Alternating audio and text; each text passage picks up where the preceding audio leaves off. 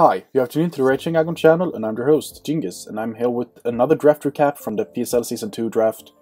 And today we're going to go through the Blue Division. On this episode we're going to go through the Blue Division.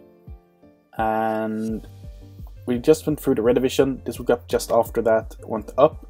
And I actually forgot to point out who I think will win the Red Division, and who will go through to the playoffs from the Red Division. I think that the Toronto Maple Leafs will win the Red Division. Then it would be a close call between the Indianapolis Bolts and the Crystal Palkia. I don't really know who will take that. It might be the Indianapolis Bolts, might be the better team there, but I feel like the Sly will definitely win the Red Division. So let's go into the Blue Division. This is the division that has seen the most changes over the... Well, actually, it has the same amount of changes as another division that we'll go through later on. But we have 3 new teams in this division. We have the Cincinnati Ampharos, the Cape Town Crocodiles, and the New York Palms, together with the Clemson Torracats. And this division has very good teams, very interesting teams that have been drafted, and depending on how the coaches play with them, it can be very hard for anyone else to actually defeat them, just looking at the teams. First out, we have my good buddy Baron and his team, the Cincinnati Ampharos. And he has Manaphy, Goodra, Politoed, Heliolisk, Hitmontop, Cacturn, Mega Swampert, Scizor, Clefable, Chansey, Quillfish, and Cryogonal. This team, if this team didn't have rain, it would be a very slow team. Even with rain, it's a kind of slow team. The fastest thing it has is Heliolisk with base 109, and that isn't a very fast team. But thanks to him having rain, Mega Swampert gets so much fast. He has Quillfish that is extremely fast. What is it called? I forgot the name of it now, just for that. But that's just insane to have. Both Quillfish and Mega Swampert that gets so fucking fast. And then we have Manaphy that doesn't even need to set up a tail glow to actually hit like a truck with anything really, especially water type moves. Goodra is just Goodra and Scizor, Clefable. Like Goodra, Clefable, Scizor, that core is disgusting to face, especially in rain, because Scizor doesn't take 4 times effective damage anymore from fire. It's only 2. It's only 2 times, maybe 3 times, I don't really remember. I think it's 2 times though. I think it's halves. So it's a very interesting team core that works well in rain. Chansey just makes this team even bulkier and very, very hard to take down. Cryogonal is the only downside with this team is the defoggers. He has Cryogonal as his defogger, and then he has nothing really. I think Scizor gets defog. I'm pretty sure that Scizor gets defog. But on this team, you don't really want to run Scizor defensively most of the time, and if you do, you would like to have Assault Vest, so you can run a lot of defense and attack investments as well. So it's a very interesting team he has put together. This isn't really quite a rain team, because he can bring a good team that doesn't involve rain. Like Manaphy, Goodra, Heliolisk, together with Clefable, Scizor, and Chansey. That's a team that most other teams would be very glad to have. So it's a rain team but does not rely on rain. It's a very bulky team, very hard-hitting team, especially in the rain. And just thanks to the speed tiers as well, when he has the rain up, it's a very hard team to break down. If it doesn't have the rain up, it can be very easy to break it down. So in that sense, it is actually dependent on the rain. One thing that might make this team a bit iffy is the grass type. This Cacturn that is grass type, and that is the best Pokemon overall. The good thing though with Cacturn is that it has the great attack of 115 and 115 special attack. It isn't that bulk, but it has Water Absorb. And that Water Absorb makes it so he can nullify the opposing team's water moves. And looking at his team, sure, it doesn't really help, but that means like nothing on his team is really weak to water. But thanks to him having Cacturn with Water Absorb, it actually means that nothing on his team can really get Scald Burn if he brings Cacturn. So if you want to Scald Burn the Mega Swampert, or the Scizor, or the Quillfish, have fun, because he has a Cacturn that can switch in and take care of that no problem. So it actually fits very well on the team, even if it's not the best one. And then Scizor in rain is just a big oof. Like, that is scary, because Scizor is a pretty hard Pokemon to take down otherwise as well, but in rain it can be really hard to take down. The bad thing with this team is that he went Politoed instead of Pelipper. Pelipper was still there, he decided to go Politoed because he liked Politoed more. I can't argue that, I'm the same guy. I like Politoed way more than I like Pelipper. But Pelipper is the better range setter, mostly because it gets defog. And that would have given him so much better defoggers than he has, because now he only has Creogonal with defog and Rapid Spin and Scissor with defog. Nothing else on his team gets defog. Well, he has Hitmontop that might get the Rapid Spin, so I mean, he doesn't really need the extra defog from Pelipper then. But it's not like Hitmontop will come every single game. It's not like Creogonal will come every single game. Scissor will be more or less every game. So I mean, he only has Scissor that can really rely on, that can really use defog well, and Scissor isn't the Pokemon that you want to rely on as a defogger. So it will be very, very, very interesting to see how he builds this team, how he plays with it. I think he could do pretty well with this team. He just needs to adapt to the draft league format. This is his first league, and he hasn't played a lot of competitive Pokemon before either.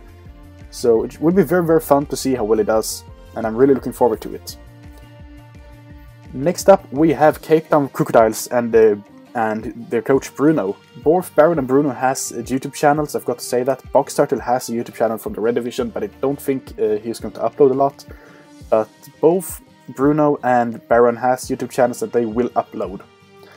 So the Cape Town Crocodiles team, it's a very interesting team, and it will be very hard to break down, because it can actually do a lot of things that you might not see at first.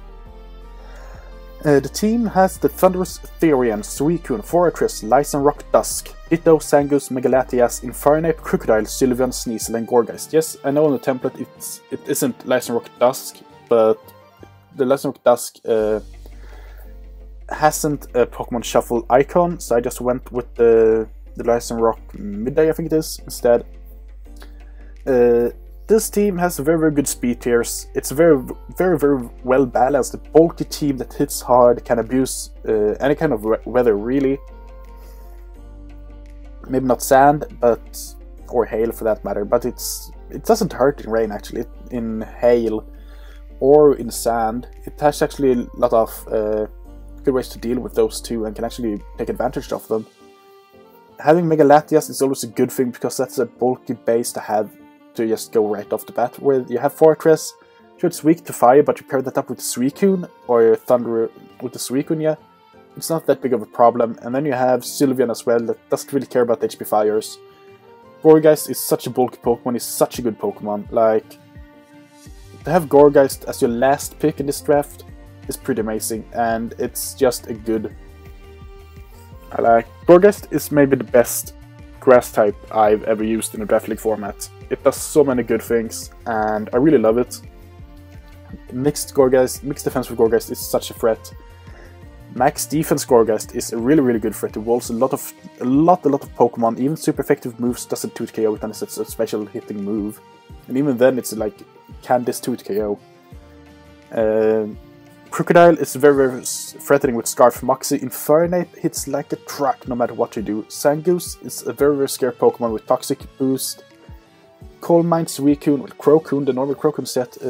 Scarf Thunderous Therian is very, very scary as well. Banded Lycanroc Dusk. Like, this team has such a good amount of wall breakers and such a good way to take care of wall breakers as well. And then you add a Ditto on top of everything. Like, that's insane how well you can actually deal with the opposing teams after that. This is the most well-rounded team we have seen so far in the draft, and I really look forward to see Bruno use it. The speed tests are very, very good, at least in my opinion, and he has a very good base for Scarfers. He also has a very bulky team that can take care of everything, as I said. The only thing that I don't like with this team is that Ice weakness is pretty obvious. Thunderous, then you have Megalatias, Crocodile, and Gourgeist. They don't really like to take Ice type moves, and Sneasel isn't to switch in as well to Ice types. Sure, you have Ditto that can take care of ice types, you have Fortress, but most of the ice types are especially offensive, so Fortress isn't really a good switch-in. Suicune is the best switch-in there, but then Suicune has to take extra damage, and if you aren't a Crocoon set, you don't really want to take damage on Suicune when you're not, unless you really have to. Sylveon can take care of most ice type hits, and it's a good bulky Pokemon, so yeah, that's a good Pokemon to have on this team. It helps a lot. But I got to say, I'm a bit disappointed with the Fire Dragon Steel Core, just because of the Fortress. The Fortress makes this core very, very subpar, in my opinion. Like, Fortress is good. It's a good Pokemon. It has access to both Spikes and Stealth Rocks, if I recall correctly, and it has Rapid Spin. But other than that, it doesn't really do a lot. And that's another problem with this team. Fortress is his only way to get hazard removal except for Latias. And Mega Latias doesn't really want to run Defog at all. So he only has that Rapid Spinning Fortress. And if that goes down, his team is very weak to Rocks. And Spikes and anything like that. So yeah, he has a bit of a problem with hazard removal. And that needs to be taken care of. The Thunderous Suicune Core is perfect on this team. Like, Volt Absorb on Thunderous Therian helps out Suicune so much, you can't really just spam that on it. Grass weakness isn't that big, since he has a Sylveon, Gourgeist, Mega Latias, Infernape for that matter, Fortress as well. So yeah, they don't really care about grass type moves, they can actually easily take care of them. So yeah, this is a team that can do very well or flop totally. So it will be interesting to see how Bruno plays with this team.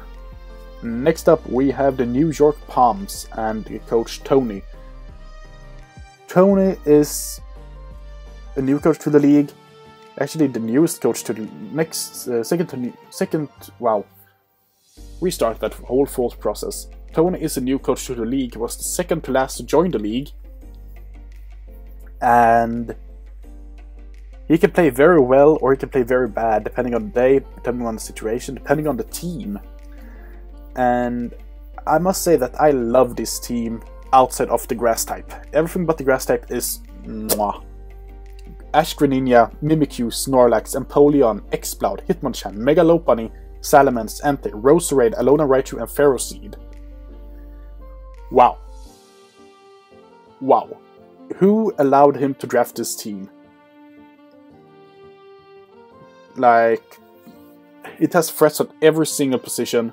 It can do so much. The bulk is maybe a bit lackluster, but you have a Snorlax, you have an Empoleon, you have a Hitmonchan that can be pretty bulky as well, and you have a Roserade that is pretty bulky, you have Intimidate Salamence, Ferroseed is just the bulkiest Eviolite you can find in the grass and steel section. In the grass or the steel section. It's like you can't really do anything versus this team unless you have the bulk to deal with it, because it's so fucking hard. Ash Greninja, sure, you need to get a kill before it's really, really good, but even before it's good, Scarf Greninja is a great Pokemon to have. Mimikyu hits like a truck, has to disguise, he can set up that DD and then just get, not the DD, the SD, and then just ran through a team. Snorlax with Belly Drum is such a threat for any team. It's also a bulky Pokemon that can just sit there and eat hits for days. Empoleon, it has the defog and it has the Stealth Rocks, but it does lack the recovery. Exploud hits everything. Hitmonchan is just annoying to deal with for general. Mega Lopunny is maybe the best Mega to have in Draft League format. Salamence, Entei, Roserade, Alolan Raichu, Ferroseed, like, it has a very, very good good core to build around. The only problem is that it has dual typings. A lot of them. Greninja and Empoleon, both are water types. You have Snorlax, Lopunny, both are normal types. You have Hitmonchan, Lopunny, both are fighting types. You have, I'm just gonna see as I say the right thing. You have Roserade and Ferroseed, which are both grass types. Like, it has a bit of a common weakness core as well. Volt Beam to this team is such a problem. He can't really deal with that. Snorlax is his only way to deal with it, and most of Volt Beam users get some form of fighting type move that's super effective on it. So yeah, he will have a bit of a problem with that. Banded Entei is always a threat, so I mean he doesn't really have to worry about that. But then we have the speed tiers. Those are like they aren't the best, but thanks to him having a base 132. So guys, thanks to him having a base 132 speed and one base 35 speed, this is a very scary team to face. Because sure, you can run the Scarf so you're faster than his base 110, but most Scarfers will not be faster than Mega Lopunny. And Mega Lopunny does get agility as well, so if you just click agility from Mega Lopunny, you don't even need to have any speed investments, you will outspeed every single Pokemon on the opposing team. Sure, we get rid of like subs, power punch, high jump kick, return, something, drain punch, stuff like that for the agility, but it's worth it, trust me. Yeah, the team is extremely bulky, it hits extremely hard. It's overall a team that is very, very hard to deal with. As I said, the only thing that is a bit lackluster is the type varieties, but it does its job pretty well, and I think it can be a very hard-hitting team, a very hard team to deal with overall, thanks to that Mega Lopunny, Ash Greninja, Mimikyu, and Salamence Coil. Like, that's an insane attacking core. So yeah, this is the second to last team. And I don't really have anything else to say here, so let's go to the last team. Here we have the Clemson Torracats, coached by Hacker Killer, or by Hacker for short, as we all call him. And Hacker is... okay, Hacker lost a bet. That is what happened. Hacker lost a bet, so he had to draft this team that I will tell you right away, more or less. But... yeah, no one was like, when he drafted the team, everyone was like, yeah, okay, this is a funny thing, he won't do it. And then he actually did it. Like, props to you for actually doing it, Hacker, to stand your part of the deal. But this team is it's just annoying, actually. It's just annoying. It's not even so the thing was, if he lost a game, he would draft Stall in the PSL. Hacker decided to actually draft Stall, and the team he drafted became semi-Stall. But it's still Stally enough to actually be very, very annoying to deal with, and he has a core that is just disgusting. His team is Skarmory, Milotic, Necrozma, Galvantula, Blaziken, Palossand, Mega Sableye, Togekiss, Shaymin, Blissey, Dragalge, and Gurdurr. Wow. Skarm Bliss, or Bliss Skarmory, that's insane. Then you compare that with the Milotic, Togekiss, Shaymin, with Necrozma, and then you have Blaziken on top of that with Gurdurr. Then you have Dragalge, you have webs to actually support and make Dragalge outspeed things. Like, this is a great team, looking at it. It really is. If you go through every single Pokemon, like, this is what this Pokemon does, this is what this Pokemon does. When you put the team together as a team, it's not the best. It really isn't. And I would say that if Hacker went to any other division than this one, I don't think he would make playoff. I'm just going to say that right away. If he went to any other single division, he would not make playoffs. But now he has a chance thanks to the division he is in, and I will tell you why just like very, very shortly. Because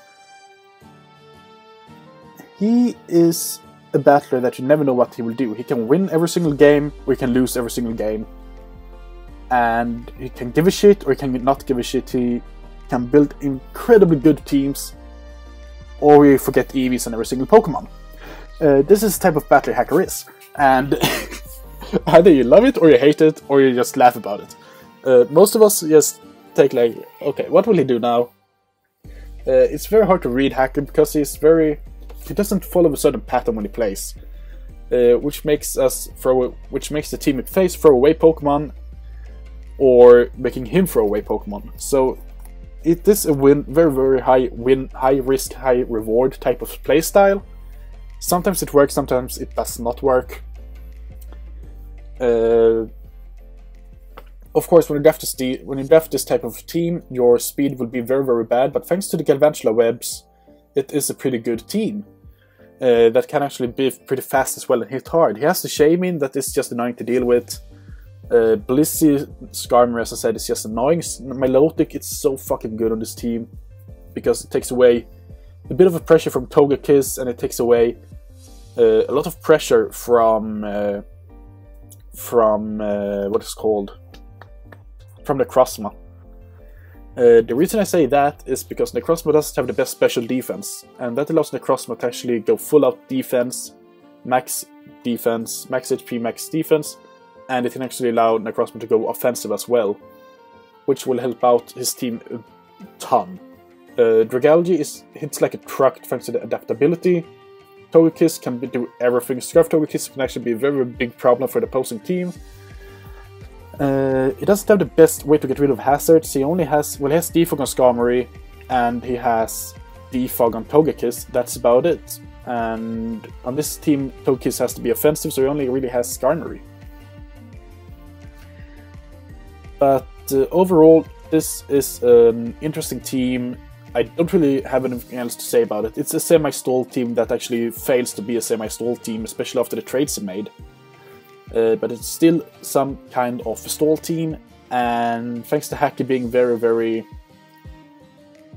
hard to decide to actually play against, thanks to his very interesting playstyle to say the least, and thanks to his very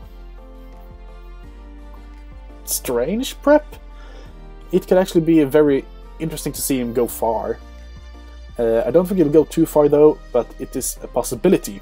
Now, the Sea Captains in this draft is Heliolisk, Heliolisk for the Cincinnati Ampharos, Cape Town Crocodiles has the Infernape, New York Pumps has Ash Greninja, and the Clemson Torcas has Necrozma. We have two teams here that has made trades. The New York Pumps has made one trade, and the Clemson Torcats has made 3 trades and only have 1 trade left to do during the regular season. Looking at the teams, who do I think will go through to the playoffs? I think that the team that would, just based upon the teams, I feel like the worst team here is the Cincinnati Ampharos. I think that will finish last in the division. I hope I am wrong, actually, but that's the gut feeling says that Cincinnati Ampharos will be last. Then the second place is very close between Cape Town Crocodiles and New York Palms, and I'm actually certain that Hacker will win the division unless he actually plays like shit in the conference games.